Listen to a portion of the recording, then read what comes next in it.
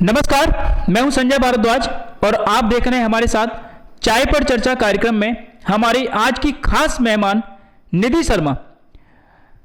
कांग्रेस की Madhya Pradesh general secretary के पद पर इस समय निधि शर्मा जी सुशोभित हैं और मैं आपको बता दूं कि ब्लॉक स्तर से लेकर जिला स्तर तक और प्रदेश स्तर से लेकर के राष्ट्रीय स्तर तक निधि शर्मा जी ने कांग्रेस में विभिन्न पदों पर रहते हुए कार्य किया है और अपनी उपयोगिता वह साबित की है।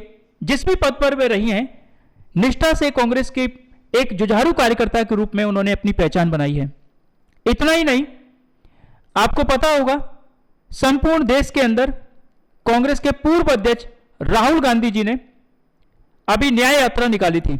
उससे पहले भारत जोड़ो यात्रा भी राहुल गांधी जी ने की थी और इन दोनों ही यात्रा में ग्वालियर से निधि शर्मा जी वो एकमात्र महिला कार्यकर्ता थी जिन्होंने राहुल गांधी के कदम से कदम मिलाकर के भारत को नापा था। आज हमारे साथ में निधि शर्मा जी हैं। सबसे पहले मैं उनका आधार लाइव के इस मंच पर स्वागत करता हूं, उसके बाद मैं अपना इंटरव्यू शुरू करूंगा। मैडम, आपका बहुत बहुत स्वागत। Thank you Sanjay ji. निधि जी, शुरुआत करता हूं मैं न्याय यात्रा से।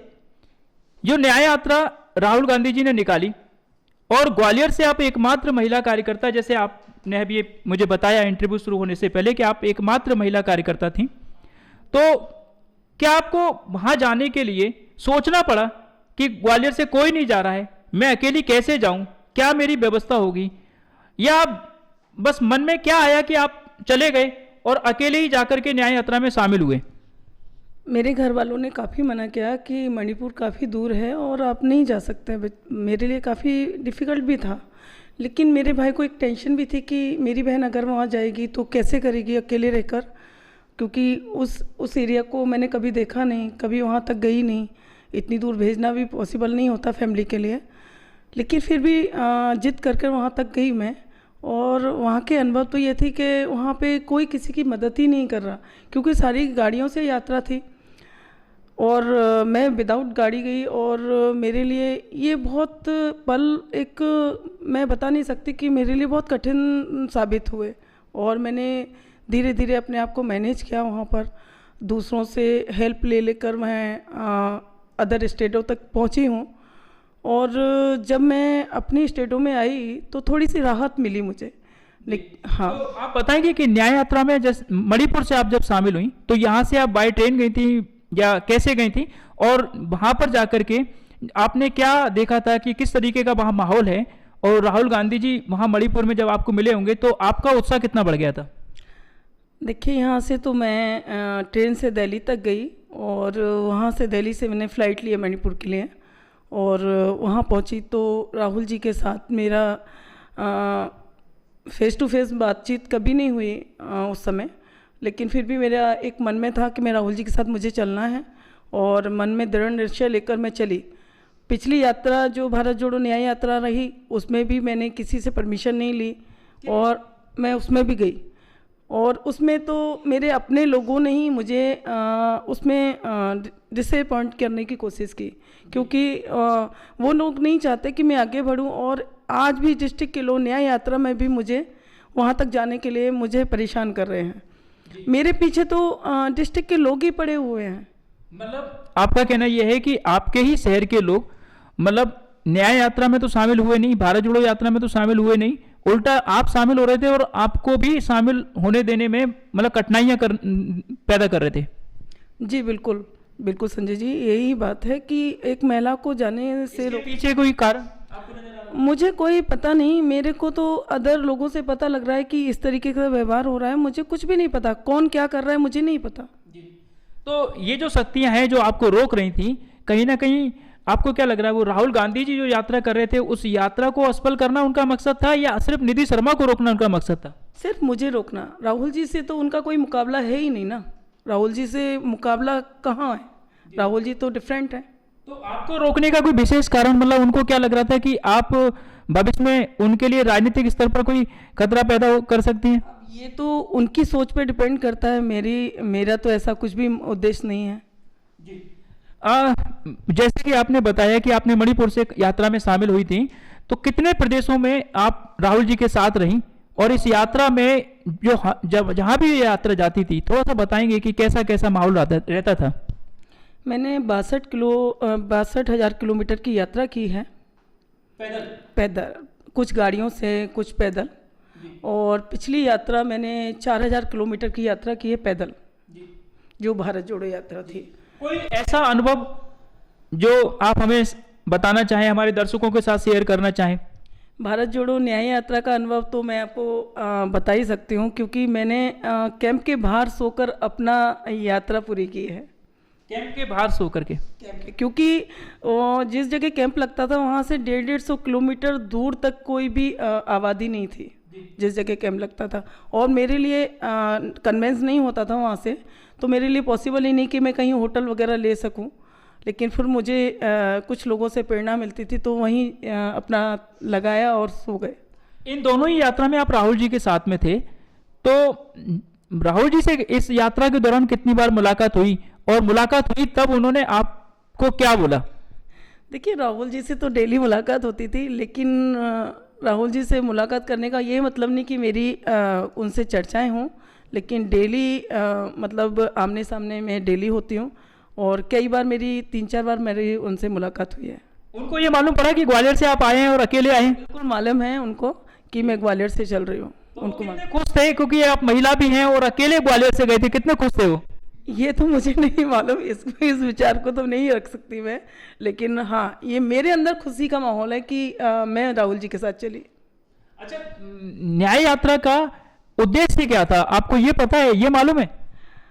लोगों के बीच में न्याय दिलाने का एक उद्देश्य, महिलाओं के लिए न्याय, ये श्रम न्याय, ये सब उनकी 5 चीज़ें हैं। शिक्षित महिलाओं को शिक्षित करना, ये सब न्याय यात्रा का एक पार्ट था। अच्छा, हाँ। और ईडी की जांच लेकर के हमेशा कांग्रेस ये कहती है कि ईडी का सरकार दुरुपयोग कर रही है, तो सामने प्रमाण है संजय जी कि ईडी हर जगह क्षेत्र में ईडी है ना। चाहे आप केजरीवाल को ले लो, केजरीवाल को उठा लिया ना, आप केजरीवाल के प्रशंसक हैं, गलत हुआ उनके साथ? देखिए, गलत हुआ। अच्छा। गलत हुआ क्योंकि बिना एविडेंस नहीं उठाना चाहिए, किसी भी एविडेंस को प्रूफ आप रखिए, उसके बाद आप किसी को उठाइए। नहीं, आपका कहना है कि बिना एविडेंस के नहीं उठाना चाहिए, पर मेरा पूछना आपसे यह है कि जो अदालत है, अगर कोई सबूत नहीं है तो फिर अदालत उनको जमानत क्यों नहीं दे रही? अब ये तो मैं नहीं बता पाऊंगी कि क्या आगे उसकी रूपरेखा बनेगी। जो भी रूपरेखा बनेगी वो आगे देखा जाएगा। जी। शराब घोटाला हुआ या नहीं हुआ? ये बिल्कुल हुआ है। हुआ है तो फिर अरविंद केजरीवाल सही है, गलत है? अब वो उसका प्रमाण कहाँ है? प्रमाण चाहिए ना, विद एविडेंस कैसे बोल सकते हैं अपन? मतलब पहले प्रमाण इकट्ठा करें, उसके बाद उनको पकड़ें, ऐसा कहना? बिल्कुल बिल्कुल। अच्छा, चलिए थोड़ा सा आगे बढ़ते हैं। न्याय यात्रा और भारत जोड़ो यात्रा, दोनों ही यात्रा का उद्देश्य था कांग्रेस को फिर से खड़ा करना, कांग्रेस के सोए हुए कार्यकर्ताओं को जगाना और कांग्रेस के साथ लोगों को आगे लेकर के आना। क्या लगता है राहुल गांधी जी इन दोनों यात्राओं के बाद कितने सफल हुए?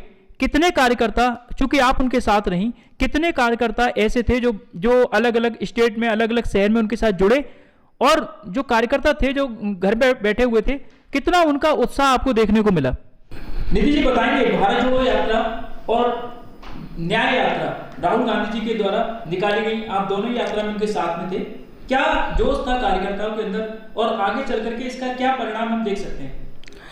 भारत जोड़ो न्याय यात्रा, भारत जोड़ो यात्रा, दोनों यात्राओं में मैं रही हूँ, और मैंने कार्यकर्ताओं में प्रदेश, हर स्टेट में मैंने कार्यकर्ताओं का एक भीड़ और उन जनता राहुल जी के लिए समर्पित देखी है।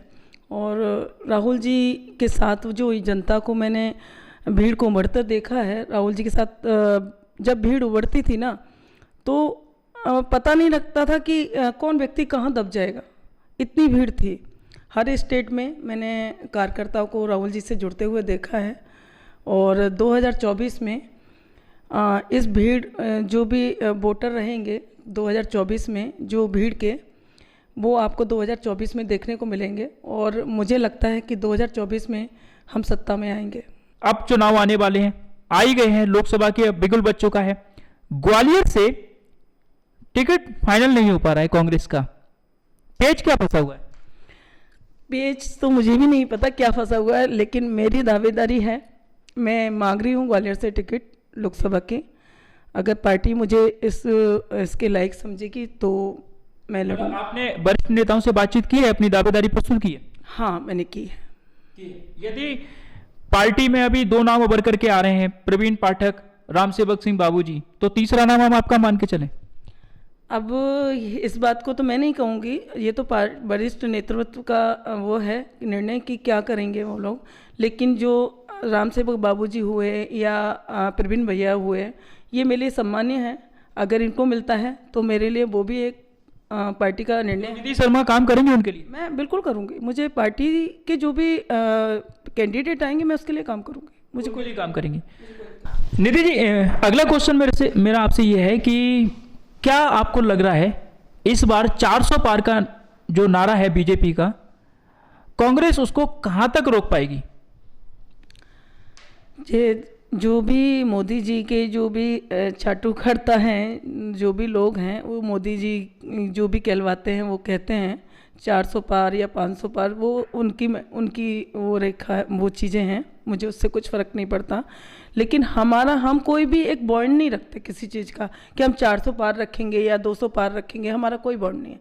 हमारी जनता जो भी निर्णय लेगी हमारे लिए वो सिरमत है, चाहे वो 1 सीट का हो, चाहे 10 सीट का हो, चाहे 200 सीट का हो या 100 सीट का हो। आपने कहा चाहे 1 सीट का हो। पिछली बार मध्य प्रदेश में आपकी 1 ही सीट आई थी और इस बार बीजेपी करिए कि वो भी हम ले लेंगे, अब आपको यहाँ से बिल्कुल सुपड़ा साफ कर देंगे।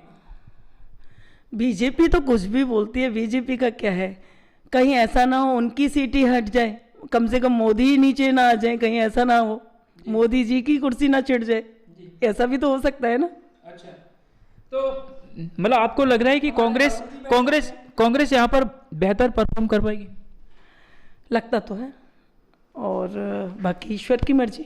नहीं, आपने राहुल जी का बोला तो मैं आपको बताऊं कि पिछली बार उन्होंने बोला था कि राहुल गांधी जी अमेठी से चुनाव हार गए थे और बायनॉट से जीते थे। इस बार बीजेपी का ये कहना है कि हम बायनॉट से भी उनको हरवा देंगे। वेट एंड वॉच, समय का इंतजार करते हैं, कौन कितने पानी में है देखते हैं। अगला प्रश्न मेरा ये है कि एक एक करके क्या कारण है कि कांग्रेस को बड़े बड़े नेता जो हैं वो छोड़ करके बीजेपी ज्वाइन कर रहे हैं? देखिए, कांग्रेस का जो बंदा है वो कांग्रेस में ही रहेगा, है ना। जो कांग्रेस से विचारधाराओं से जुड़ा ही नहीं वो तो कभी भी छोड़ कर जाएगा ना। आज सत्ता में वो पार्टी है तो वो चले गए। जो सत्ता में ना रह के और विपक्ष में जो व्यक्ति काम करता है ना, उसका अलग बेनिफिट होता है, अलग मज़ा है। और जो सत्ता का मोहताज होता है वो जाता है छोड़कर। और मुझे नहीं लगता कि वो कांग्रेस के लिए समर्पित है जो छोड़ के गया। कमलनाथ जी भी जाते जाते रह गए थे अभी। नहीं, कमलनाथ जी की तो गलत चर्चाएं थी, कमलनाथ जी कभी नहीं जा सकते थे। हमें कमलनाथ जी पर भरोसा था कि हमारे कमलनाथ जी कभी भी कांग्रेस नहीं छोड़ सकते, कि उनका पूरा जीवन कांग्रेस के लिए समर्पित हो गया। तो लास्ट में जो अब बुढ़ापे में क्या कांग्रेस को छोड़कर जाएंगे? अब नहीं जाएंगे। अच्छा, ये बताइए कि राहुल गांधी जी पे मैं आता हूं दोबारा से, कैसा व्यक्तित्व है उनका? बड़े लंबे समय तक आप उनके साथ रही हैं और कांग्रेस में तो ये कहते हैं कि राहुल गांधी जी किसी से मिल लें तो बड़ी किस्मत है। यहाँ तो आप इतने टाइम तक उनके साथ रही हैं, क्या लगा आपको? राहुल गांधी जी बाकी में कैसे इंसान है, किस तरह का व्यक्तित्व है उनका? राहुल जी बहुत सुलझे हुए इंसान हैं और राहुल जी हर व्यक्ति की पीड़ा को समझते हैं। और मैंने देखा है कि गरीब जो महिलाएं होती हैं ना, झुग्गी झोपड़ी, उनको भी गले लगा के उन्होंने यात्रा कंप्लीट की है। मैंने अपनी आँखों से उनका व्यक्तित्व देखा है। और मैं नॉर्मल से कार्यकर्ता हूँ, मुझसे भी मिले हैं। मैं तो नॉर्मल से कार्यकर्ता हूँ, मेरा क्या है? मैं तो कभी उम्मीद भी नहीं कर सकती थी कि मैं राहुल जी तक पहुँचूँगी भी, लेकिन मैं पहुँची। राहुल जी ने मुझे सम्मान दिया, पार्टी में मेरे से मिले, मेरे लिए तो कभी हाथ मिलाया आपसे? हाँ, मिलाया। तो जब वो आपसे हाथ मिला रहे थे तो आप कैसा महसूस कर रहे थे? अब ये फीलिंग तो मैं नहीं बता सकती हूँ आपको। एक कार्यकर्ता होने के नाते उसका पूर्व प्रेसिडेंट जो नेशनल लेवल का प्रेसिडेंट है और वो अगर हाथ मिलाता है तो एहसास तो कुछ होता ही होगा। मेरे सौभाग्य की बात है कि राहुल जी ने मेरे से हाथ मिलाया और मैं धन्य मानती हूँ अपने जीवन को जो मैं राहुल जी से मिली और राहुल जी से अभी भी जुड़ी हुई हूँ। राहुल जी का विजन कुछ क्लियर नहीं हो पाता है। कई बार विपक्षी पार्टियां ऐसी ऐसी चीजें उनकी मतलब वो कुछ भी बोलते हैं देश को लेकर के, युवाओं को लेकर के, तो हंसी मजाक में उनकी उस बात को निकाल दिया जाता है। क्या आपको लगता है कि वो एक गंभीर नेता हैं? क्या आपको लगता है कि वो देश के प्रधानमंत्री बनने के योग्य हैं? लोगों ने उनका मजाक का कारण बना दिया है, लेकिन वो गंभीर हैं और आपको आगे चल के पता लगेगा 2029 में आपको उनकी छवि अलग दिखाई देगी कि 2029 में जो आज आप उनको छवि बनाए हुए हैं 2029 में अलग बेहतर नेता साबित होंगे। निधि जी, आप पहले अपना स्वयं का जो भी काम करती थी, लेकिन अब आप राजनीति में आ गई हैं और पूरा समय आप समाज के लिए देती हैं। कुछ तो अपेक्षाएं आपकी भी होंगी। क्या आप चाहती हैं? क्योंकि आप मतलब मैंने देखा है कि आप एक छोटे से कार्यकर्ता से आज आप एक राष्ट्रीय स्तर तक के पदाधिकारी के रूप में अपनी पहचान बनाई आपने। तो अब इसके बाद महत्वाकांक्षा क्या है? क्या विधानसभा, क्या लोकसभा, क्या आपकी महत्वाकांक्षा है? महत्वाकांक्षाएं मेरी कुछ भी नहीं है, लेकिन मेरा दायित्व बनता है कि पार्टी से मैं एक नागरिक हूं और नागरिक के हिसाब से पार्टी से मांगना मेरा अधिकार है। मेरा कोई भी लक्ष्य नहीं है कि मुझे ये सब चाहिए ही चाहिए। अगर पार्टी मुझे देती है तो मैं ऐसे उनका निर्णय सब एक्सेप्ट करूँगी। एक कार्यकर्ता के रूप में जब पूरी यात्रा में आप शामिल रहे तो बहुत सारे प्रदेशों के जो कार्यकर्ता आपसे मिले होंगे, उनसे आपकी कितनी जान पहचान बढ़ी और उनसे कुछ आपको हासिल किया हो, कुछ आपको सीखने को मिला हो? देखिए, मैं यात्रा के बाद घर नहीं आई। मैं यात्रा के बाद बर्दा कैंप गई जो सचिन राव जी का है। वहाँ मैंने 5 दिन का जो कैंप किया बर्दा का, तो मुझे उसमें बहुत सी चीज़ें अपने अंदर डालने की ज़रूरत महसूस हुई कि मुझे गांधी विचारधाराओं को लेकर अपने जीवन में चलना चाहिए, क्योंकि कांग्रेस गांधी विचारधाराओं से ही बनी हुई है। और जब कांग्रेस में अगर आपको रहना है तो गांधी विचारधाराओं के साथ ही आप आगे बढ़ सकते हैं। आपकी ग्वालियर को लेकर के क्या मंशा है? अगर आपने कहा कि मैं भी लोकसभा का टिकट चाहती हूँ, मेरा भी पैनल में नाम आ सकता है या नाम हो सकता है, क्या आप कर सकते हैं ग्वालियर के लिए? अगर आपको लोकसभा का टिकट मिल जाएगा तो कैसे चुनाव लड़ेंगे? किस मतलब बात को लेकर के आप जनता के बीच जाएंगे, थोड़ा सा बताएंगे? देखिए, जनता के बीच में मुद्दे तो काफ़ी हैं और बीजेपी ने काफ़ी मुद्दे छोड़े हुए हैं और मैं चाहती हूँ कि जनता उस चीज़ को समझे और सच्चाई का साथ दे और अपना निर्णय खुद ले।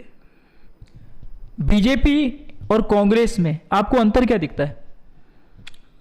बीजेपी भ्रष्टाचार की पार्टी है, कांग्रेस नहीं है। कांग्रेस कभी भ्रष्टाचार करती ही नहीं। आज 2014 से हम सत्ता में नहीं हैं, फिर भी पार्टी में काम कर रहे हैं, लोगों की मुद्दे उठा रहे हैं ना, लोगों के काम आ रहे हैं। लोग आज राहुल जी के पास बीजेपी की सरकार होते हुए भी ना लोग मुद्दे स्टूडेंट लाइफ को लेकर बच्चे आ रहे हैं, उनसे न्याय मांग रहे हैं। तो जब बीजेपी को आजकल के बच्चे बीजेपी को सपोर्ट करते हैं तो फिर राहुल जी से न्याय क्यों मांग रहे हैं? क्योंकि उनको पता है कि राहुल जी यूथ को ज़्यादा पसंद करते हैं और यूथ को आगे बढ़ाना चाहते हैं। जो बीजेपी का मुद्दा है वही कांग्रेस का भी मुद्दा है।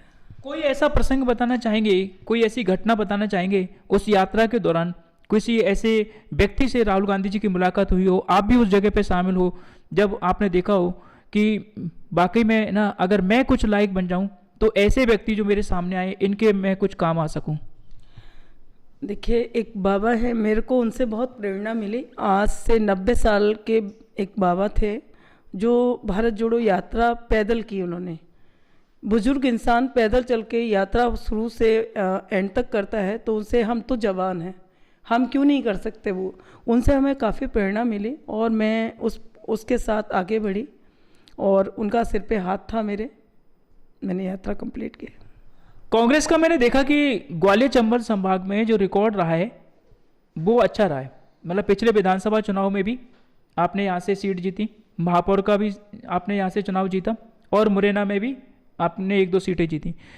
तो क्या कारण है कि पूरे मध्य प्रदेश में जो भारतीय जनता पार्टी का प्रभाव है वो बीजेपी का प्रभाव यहाँ पर थोड़ा सा कम हो जाता है, कांग्रेस यहाँ पर कहीं ना कहीं 50-50 की मुद्रा में आ जाती है?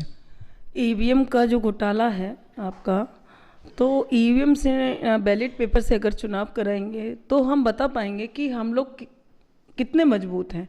ईवीएम का घोटाला तो मोदी जी रिमोट घुमाते रहते हैं और अपने वो ईवीएम ग्वालियर में क्यों नहीं चल पाता? क्यों नहीं चला है ना। नहीं, यहाँ तो आप जीते हैं। देखिए कैसे जब महापौर का चुनाव जीते तब ईवीएम नहीं था।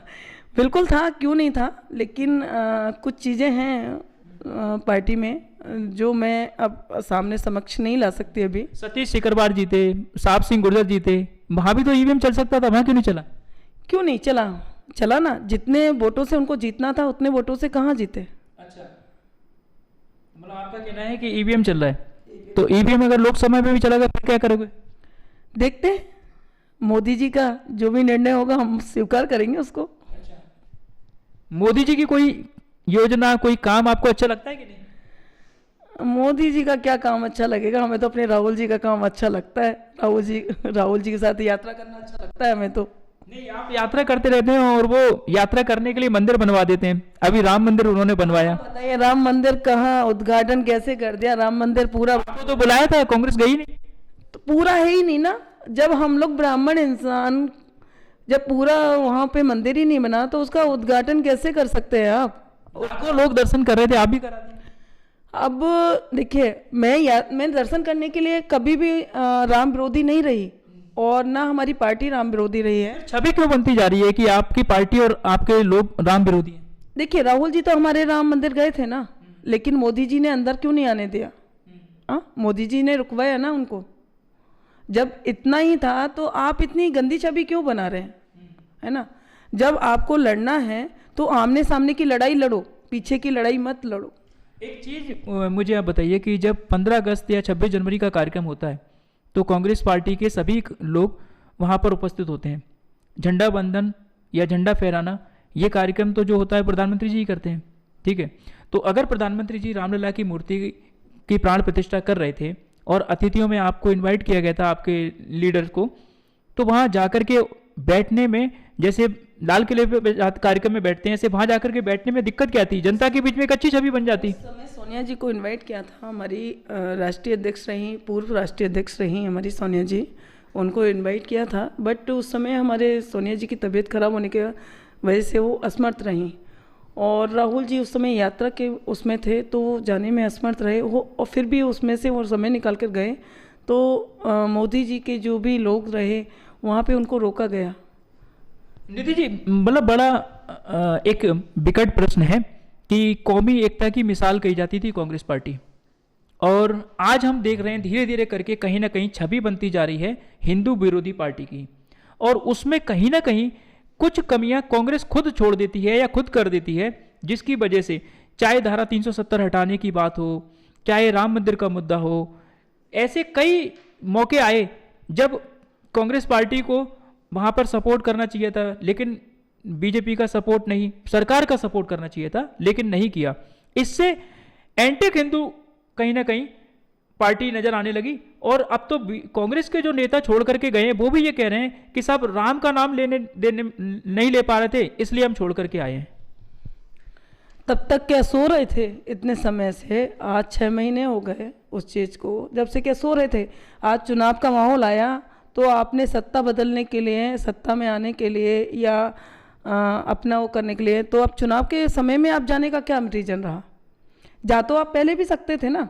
आप पार्टी से मतलब संतुष्ट नहीं थे तो आप पहले भी जा सकते थे, क्यों नहीं गए? तभी जाना था।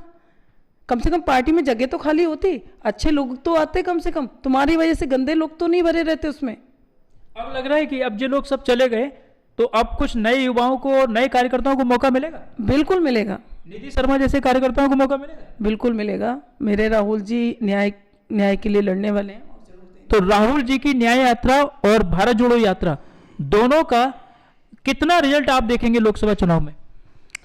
ये तो वक्त बताएगा, अभी तो मैं इस पे कुछ नहीं बोल पाऊंगी, क्योंकि लोकसभा चुनाव 2024 के लिए निधि शर्मा जी ने कांग्रेस को जिताने के लिए क्या तैयारियां, क्या प्लानिंग कर रखी है? जो भी कैंडिडेट आएगा दिन रात मैं उसके लिए मेहनत करूँगी, चाहे मैं हूँ या अदर कैंडिडेट हो। मैं चलते चलते कुछ कहना चाहेंगे हमारे दर्शकों से? यात्रा में हमने बहुत उल्लास और उमंग से अपनी यात्रा कंप्लीट की है, और मैंने उसमें अपना एक परिवार भी बनाया। उस यात्रा में हर स्टेट से मुझे लोग मिले और एक परिवार जैसा मुझे प्यार मिला उस यात्रा में। और राहुल जी को तो कितना मिला होगा, जब मुझे इतना मिला तो राहुल जी को कितना मिला होगा। ना मैं थकी हूँ ना मैं रुकी हूँ, और जब तक राहुल जी यात्रा निकालेंगे मैं उनके साथ हमेशा खड़ी रहूँगी। ये कांग्रेस की अस्तित्व की लड़ाई है और हम जीतेंगे भी, और 2024 में आपको देखने को भी मिलेगा। आप लोगों का बहुत बहुत धन्यवाद, और आधार लाइफ में मुझे बुलाने के लिए बहुत बहुत धन्यवाद आपका। और होली की शुभकामनाओं के साथ मैं अपने आप को। तो ये थी निधि शर्मा। और राहुल गांधी जी की भारत जोड़ो यात्रा हो या राहुल गांधी जी के द्वारा न्याय यात्रा निकाली गई हो, मणिपुर से लेकर के मुंबई तक निधि शर्मा जी राहुल गांधी जी के साथ रहीं। इस पूरी यात्रा के दौरान निधि जी के जो भी अनुभव थे आज उन्होंने हमारे मंच पर आकर के साझा किए। और ऐसे कार्यकर्ता कांग्रेस के साथ अभी भी जुड़े हुए हैं जो कांग्रेस के लिए जी जान से काम कर रहे हैं। और निधि शर्मा जी ने जहां एक तरफ अपनी दावेदारी भी ग्वालियर लोकसभा के लिए प्रस्तुत की है, वहीं दूसरी तरफ उनका यह भी कहना है कि टिकट यदि किसी और को भी मिलता है तब भी पूरे तन मन से पार्टी के प्रति समर्पित होकर के वह काम करेंगी और कांग्रेस को जिताने के लिए पूरा हर संभव प्रयास करेंगी। साथ साथ उन्होंने कहा है कि जो कांग्रेस पार्टी छोड़ करके चले गए हैं वो कांग्रेस के असली कार्यकर्ता थे ही नहीं, जो असली कार्यकर्ता हैं वो ना कभी गए हैं ना कभी जाएंगे। चाय पर चर्चा में फिर मिलेंगे आपसे एक नए शख्सियत के साथ। तब तक के लिए मुझे इजाजत दीजिए। जय हिंद, जय भारत।